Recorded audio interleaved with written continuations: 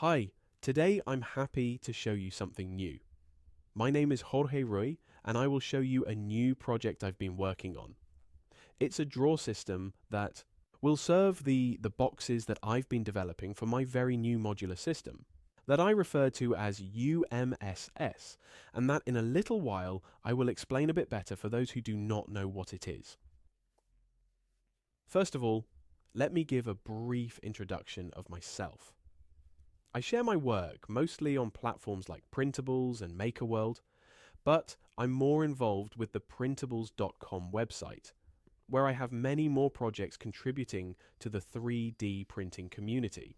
Moreover, I am a teacher in the fields of mechanical engineering, industrial and product design. So, what is this project? This project comes as an evolution of the various modules already available for Prusa and Bumble Lab printers, integrating what I call the UMSS, Universal Modular Storage System. This storage system, although very similar to the previous one, which I called the MMSS, Multi-Modular Storage System, and created roughly about a year ago, was designed to be more versatile and to overcome some of the limitations that the previous one had. The previous system was primarily developed for accessories for the Bamboo A1, X and P series of printers. It included a framework that allowed you to organize boxes and cases with different modules. In other words, essentially a drawer system, similar to the one I am about to show you now.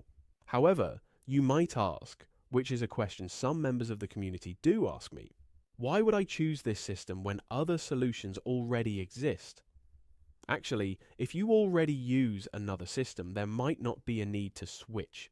However, this system offers some differentiation, such as a collection of modules carefully designed with dimensional and geometric precision, making it not only functional, but also a pleasure to use.